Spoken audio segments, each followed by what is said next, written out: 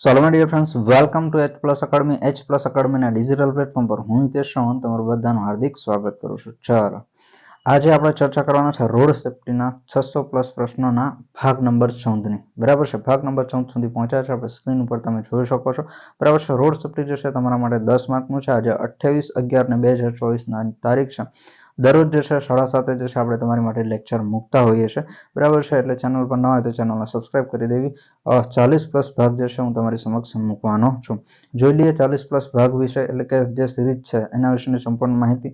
તો કુલ 40+ ભાગ તમારી સમક્ષ મુકાશે. દરરોજ જે છે આપણે 20 પ્રશ્નોની ચર્ચા કરીએ છીએ.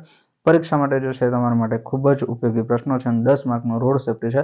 બરાબર છે, મોટાભાગના પ્રશ્નો જે છે આપણી સિરીઝમાંથી તમને પૂછાઈ શકે છે. ઓકે, ચાલો પહેલો એવો પ્રશ્ન છે. પ્રશ્ન નંબર છે 261. 261 શું કહેવા માંગે છે કે ભાઈ બ્રેક પેડ એટલે શું? પ્રશ્ન તમને દેખાય છે, બ્રેક પેડ એટલે શું? બરાબર છે, તમે અત્યાર સુધી સમજ્યું હશે બ્રેક ફેલ. બરાબર છે, એટલે આ કંઈક આવું છે, ફેડની બદલે ફેલ હશે. પણ જો ફેડ શબ્દ હોય તો બ્રેકની કાર્યક્ષમતામાં ઘટાડો થવો એને શું કહેવાય? Brake fail. ઓકે, ચલો આગળનો પ્રશ્ન છે પ્રશ્ન નંબર 62. 262. ઢાળ ઉતરતી વખતે બ્રેક ફેડ થતી અટકાવવા માટે શું કરવાનું? બરાબર છે, ઢાળ ઉતારતી વખતે બ્રેક ફેડ થતી અટકાવવા માટે શું કરવાનું? તો વધુ પાવરવાળો ગિયર કરી જરૂર પડે ત્યાં જ બ્રેક કરવાની. બરાબર છે, તમને બધાને ખ્યાલ છે કે ભાઈ ઢાર હોય બરાબર છે, તો એ વખતે આપણે શું કરવાનું? વધુ પાવરવાળો ગિયર મતલબ શું? તો 4 નંબર વાળો નહીં, પણ 1 નંબર 3 નંબર બરાબર છે, એ રીતે જે છે ગિયર તમારે રાખવાનો છે. ટૂંકમાં વધુ પાવરવાળો ગિયર આપણે યાદ રાખવાનો છે. ઓકે, ચલો પ્રશ્ન નંબર 263 છે. ઢાળ પર વાહન ઊભું રાખવા માટે કઈ બ્રેક લગાવી? બરાબર છે, ઢાળ પર વાહન આપણે ઊભું રાખવું હોય તો તમને બધાને ખ્યાલ છે કઈ બ્રેક લગાવવાની? ફક્ત પાર્કિંગ બ્રેક જે છે એ કરી રાખવાની છે. ઓકે, પ્રશ્ન નંબર 264 છે. 264 છે. તમે કોઈ મોટા વાહનની પાછળ વાહન હંકારી રહ્યા હો તો આગળનો રોડ જોવા માટે કેટલું અંતર રાખીશું આપણે? બરાબર છે, આપણે જે છે કોઈ વાહનની પાછળ, મોટા વાહનની પાછળ જે છે વાહન હંકારી રહ્યા હોય તો આપણે જે છે જે આપણી આગળ જતું વાહન છે એનાથી કેટલું અંતર રાખીશું? તો તેની પાછળ સલામત અંતર રાખીશું. બરાબર છે, ના એની નજીક જતા રહીશું ના એનાથી બહુ દૂર રહીશું. બરાબર છે, સલામત અંતર એટલે કે આગળનું આપણે જોઈ શકીએ એ પ્રકારનું અંતર આપણે રાખીશું. પ્રશ્ન નંબર છે 265. ભારે પૂરમાં રસ્તા પર વાહન હંકારતી વખતે શું ધ્યાન રાખશો? બરાબર છે, તમે જોતા હશો કે ચોમાસાની અંદર પૂર આવે છે. બરાબર છે, તો એ વખતે પૂર વખતે જે છે આપણે શું ધ્યાન રાખીશું રસ્તા પર? તો કે પૂર લેવલ જોઈ સલામત લાગે તો વધુ ટોર્કથી જે છે વાહન હંકારીશું. બરાબર છે, પૂરનું જે છે જે જગ્યાએ પલ હોય છે બરાબર છે, નદી પરથી પસાર થતા હોય તો એ જગ્યાએ જે છે માપ આપેલું હોય છે, તો પૂરનું આખું લેવલ જોઈ અને પછી વાહન આગળ હંકારવું જોઈએ. આગળનો પ્રશ્ન છે પ્રશ્ન નંબર 266. ઢાળ ઉતારતી વખતે ન્યુટ્રલ ગિયરમાં વાહન ચલાવવાથી શેની અસર થાય? બરાબર છે, જો મેં તમને હમણાં જ કીધું કે ભાઈ ન્યુટ્રલ ગિયર રાખવાનો નહીં. એનાથી શું થાય? તો કે બ્રેકિંગ સિસ્ટમ બ્રેક ફેલ થાય. શું થાય? બ્રેક ફેલ અથવા ફેલ થવાની શક્યતાઓ છે. ઓકે, એટલે કે બ્રેકિંગ સિસ્ટમને જે છે નુકસાન થાય છે. બરાબર છે, એટલે ઢાળ ઉતારતી વખતે ના વાહન બંધ કરી દેવું જોઈએ અને ન્યુટ્રલ ગિયરની અંદર રાખવું જોઈએ નહીં. પ્રશ્ન નંબર 267 છે. પાવર સ્ટીયરિંગનો ફાયદો શું થાય? પાવર સ્ટીયરિંગનો ફાયદો શું થાય? ચલો, પાવર સ્ટીયરિંગ અત્યારે હાલ તમે જોયા હશે કોઈ પણ સાધન જે છે, અત્યારે હાલ તો ટ્રક, ટ્રેક્ટરની અંદર પણ જે છે પાવર સ્ટીયરિંગ આવી ગયા છે. બરાબર છે, પાવર સ્ટીયરિંગ શું થાય? તો ટાયર જે છે આપણે સહેલાઈથી જે છે વાળી શકીએ છીએ. બરાબર છે, અને એના લીધે શું થાય? તો કે ડ્રાઈવરને જે છે થાક ઓછો લાગે. ઓકે, બાકી જે છે પાવર સ્ટીયરિંગ ના હોય તો આખું ટાયર જે છે તમારે તમારી તાકાતથી જે છે ફેરવવાનું થાય છે. બાકી પાવર સ્ટીયરિંગ હોય તો જે છે એ ઓઇલથી ચાલતું હોય છે. ઓકે, ચલો આગળનો પ્રશ્ન છે પ્રશ્ન નંબર 268. મુસાફરોના વજન ભારનું ક્યારે ધ્યાન રાખવું પડે? બરાબર છે, મુસાફરોના જે વજન ભાર છે બરાબર છે એનું ક્યારે ધ્યાન રાખવું પડે? તો કે બ્રેક કરતી વખતે અને વળાંક કરતી વખતે જે છે એ આપણે ધ્યાન રાખવું પડશે. ખ્યાલ આવ્યો?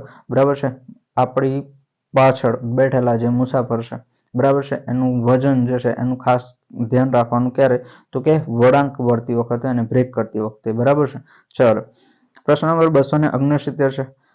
તમારે વળાંક વળતા પહેલા શું કરવું જોઈએ? રસ્તામાં જતા અને વળાંક આવે છે તો એ વખતે શું કરવું જોઈએ? તો કે યોગ્ય ગિયર પસંદ કરવાનું અને યોગ્ય ગતિ રાખવાની. બરાબર છે, એટલે કે ધીમી ગતિ કરી દેવાની અને ગિયર જે છે યોગ્ય પસંદ કરવાનું. હવે જે છે તમે વળાંક આવે અને ટોપ ગિયરમાં જતા હોય તો સીધા તમે વળાંકને બદલે સીધા જઈ શકો છો, એટલે જે છે યોગ્ય ગિયર રાખવાનો. પ્રશ્ન નંબર 270 છે. હેઝાર્ડ વોર્નિંગ લાઇટનો ઉપયોગ ક્યારે કરવો જોઈએ? હેઝાર્ડ વોર્નિંગ લાઇટનો ઉપયોગ ક્યારે કરવો જોઈએ? તો રાત્રિના સમયે વ્યસ્ત રોડ પર જે છે હેઝાર્ડ વોર્નિંગ લાઇટનો ઉપયોગ કરવો જોઈએ અને કટોકટીના સમયે વાહન પાર્ક કરતી વખતે જે છે હેઝાર્ડ વોર્નિંગનો ઉપયોગ કરવો જોઈએ. ઓકે, ચાલો 10 નંબર એટલે કે 270 નંબરના પ્રશ્નો સુધી પહોંચ્યા છે. બરાબર છે. તમામ વિદ્યાર્થીઓને જણાવી દેવાનું કે નિગમ રિલેટેડ 30 ગુણની તૈયારી કરવા માંગતા હોય તો આપણા એપ્લિકેશન કોર્સ સાથે તમે જોડાઈ શકો છો.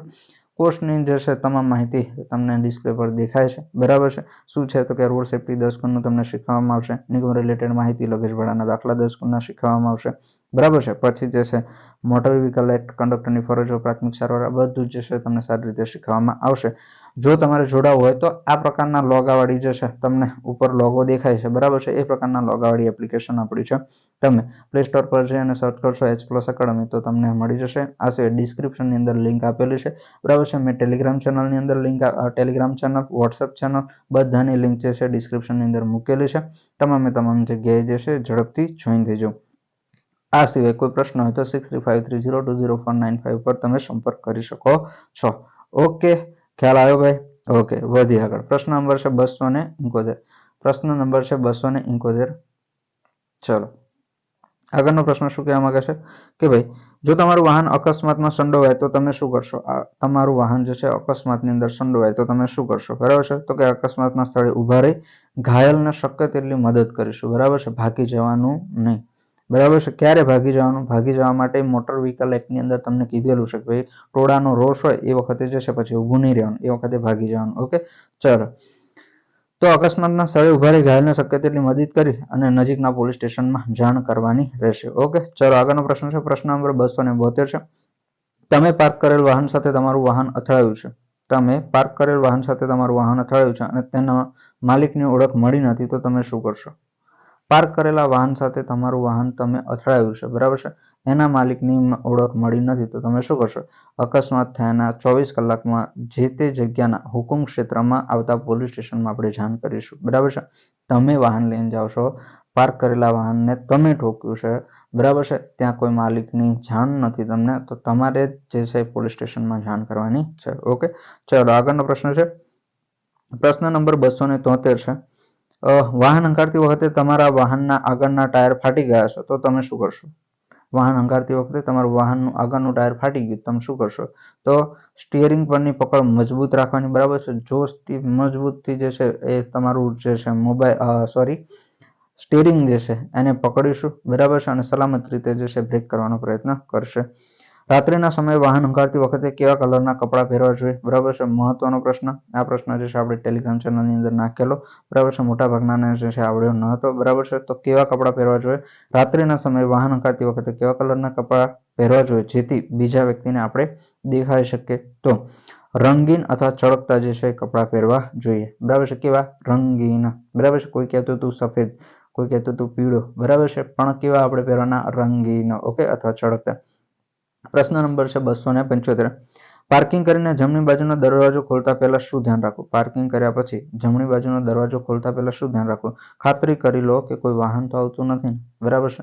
તમારી જમણી બાજુએ કોઈ વાહન આવતું નથી એ ખાતરી કરી લેવાની પછી જે છે દરવાજો ખોલો. બરાબર છે. આ વન લાઇનર પ્રશ્નો છે. બરાબર છે. આની અંદર તમને MCQ બનાવીને મૂકશે, એમાંનો એક ઓપ્શન આ પ્રકારનો હોઈ શકે છે. બરાબર. ચલો, આગળનો પ્રશ્ન છે પ્રશ્ન નંબર 276. વાહનમાં માલ સામાન ભરતી વખતે શું ધ્યાન રાખશો? માલ સામાન ભરતી વખતે તમે શું ધ્યાન રાખશો? તો કે વાહન વેચાય તે રીતે માલ સામાન ભરીશું. વજન વેચાઈ જાય. શું છે? વજન જે છે વેચાઈ જાય. બરાબર છે. તમે આખી ગાડીની અંદર માલ સામાન ભરો છો.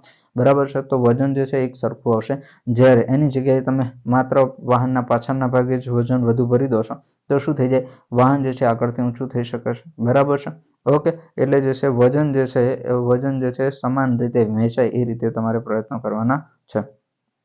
પ્રશ્ન નંબર 277 છે. તમે રેતી ભરેલું ટ્રક ચલાવી રહ્યા છો તેની પર તાડપત્રી કેમ ઢાંક્યું છે? બરાબર છે. હવે તમે જોયું હશે કે રેતી ભરેલું ટ્રક જે છે એની પર તાડપત્રી ના ઢાંકેલી હોય તો શું થાય? તો રેતીના કણો જે છે પવનના લીધે છે એ ઉડે અને ઉડે એના લીધે શું થાય? તો પાછળ આવતા સાધનો જે છે, બરાબર છે, એના ડ્રાઈવર જે છે એની આંખમાં જે છે એ પડી શકે છે. એના લીધે જે છે પાછળ આવતા વ્યક્તિઓ જે છે એને નુકસાન થઈ શકે છે, અકસ્માત થઈ શકે છે. એ ના થાય એટલા માટે રેતી પર જે છે શું? તો કે તાડપત્રી ઢાંકવી જોઈએ. બરાબર છે. બીજા વાહન ચાલકોને રેતી ઉડીને આંખમાં ન પડે તે માટે જે છે રેતી ઢાંકવી જોઈએ. પ્રશ્ન નંબર 278 છે માલ સામાન લઈ જતા ટ્રકમાં કેટલા મુસાફરો લઈ જઈ શકે? માલ સામાન લઈ જતું ટ્રક હોય એમાં કેટલા મુસાફરો લઈ જઈ શકે? ચલો ઓપ્શન છે 1, ઓપ્શન છે પરમિટ પ્રમાણે, અને ઓપ્શન સી જે છે એ 1 પણ નહીં. તો એક પણ વ્યક્તિ જે છે એ માલ સામાન લઈ જતા વાહનની અંદર લઈ જઈ શકાય નહીં. બરાબર છે, ખાસ યાદ રાખજો. ઓકે, ચલો 279 નંબરનો પ્રશ્ન છે ડાબી બાજુ વળતું પહેલા તમે શું જોશો? ડાબી બાજુ વળતા પહેલા તમે શું જોશો? તો ડાબી બાજુનો રિયર વ્યૂ મિરર જોશું આપણે. ડાબી બાજુનો રિયર વ્યૂ મિરર. ઓકે, ચાલો, એટલે કે જે ડાબી બાજુનો રિયર ગ્લાસ જે છે, અરીસો જે છે, એને આપણે જોઈશું. પ્રશ્ન નંબર 280 તમે રસ્તા પર વાહન ચલાવતા હો ત્યારે સાઈડમાં જવા માટે હંમેશા શું કરવું છે? રસ્તા પર વાહન ચલાવતા હોય ત્યારે સાઈડમાં જવા આપણે શું કરવું છે? તો કે અરીસાની મદદથી સૌથી પહેલા પાછળ જોવાનું. પાછળ જોયા પછી વ્યવસ્થિત સિગ્નલ આપીશું તમારે જે સાઈડ જવું છે એમ, અને ડાબી બાજુનું સિગ્નલ આપીને પછી ડાબી બાજુ ખસી જઈશું. બરાબર છે, અને જવાબ શું છે? તો કે ડાબી બાજુના અરીસામાં જોઈ જલ્દીથી ખસી જશો નહીં. બરાબર છે, આ તમામ વસ્તુ આવશે, 3 એ 3 ઓપ્શન આવશે. બરાબર છે, ચલો આગળનો પ્રશ્ન. ઓકે, ચલો હવે જે છે ભાગ નંબર 14 તમામ પ્રશ્નો પૂરા થાય છે, એટલે કે 280 નંબરના પ્રશ્નો સુધી આપણે પહોંચ્યા છે. ભાગ નંબર 15 જે છે તમારા માટે રેડી છે, તૈયાર છે. ચેનલ પર નવા હોય તો ચેનલને સબસ્ક્રાઇબ કરી દેજો. આ સિવાય જે છે કોઈ વિદ્યાર્થી જે છે લેટ જોઈન થયા હોય તેમને જણાવી દેવાનું કે ભાઈ આપણો જીએસઆરટીસી કંડક્ટર કોર્સ ચાલુ છે. નિગમ રિલેટેડ 30 ગુણનો કોર્સ, રોડ સેફ્ટીની અંદર 10 માર્કનું શીખવામાં આવશે. નિગમને લગતી માહિતી, ટિકિટ ભાડાના દાખલા 10 ગુણ, મોટર વ્હીકલ એક્ટ, કંડક્ટરની ફરજો, પ્રાથમિક સારવાર 10 ગુણ. આટલી વસ્તુ જે છે તમને નિગમ રિલેટેડ 30 ગુણ જે છે એ સારી એવી રીતે શીખવવામાં આવશે. બરાબર છે, માત્ર ને માત્ર 101 રૂપિયા જે છે એની ફી રાખેલી છે 1 મંથ માટેની. ઓકે, અને જો તમને એવું લાગતું હોય કે ભાઈ પરીક્ષા જે છે અને ડેટ આગી પાછી થઈ શકે એમ છે તો 151 રૂપિયા 3 મંથ માટે રાખેલ છે. ઓકે, ચલો તો ફાઇનલી મળીએ પછી નવા વિડીયોની અંદર નવી માહિતી સાથે. ત્યાં સુધી બને રહેજો. Thank you for watching this video. અને જે છે ચેનલને સબસ્ક્રાઇબ કરવાનું બાકી તો હજુ પણ જે છે ચેનલને સબસ્ક્રાઇબ કરી દેજો. વિડીયો લેક્ચરને લાઇક કરી દેજો. આગળના ભાગ માટે જે છે નીચે ડનનો થંબનેલ નાખી દેજો. Thank you for watching this video.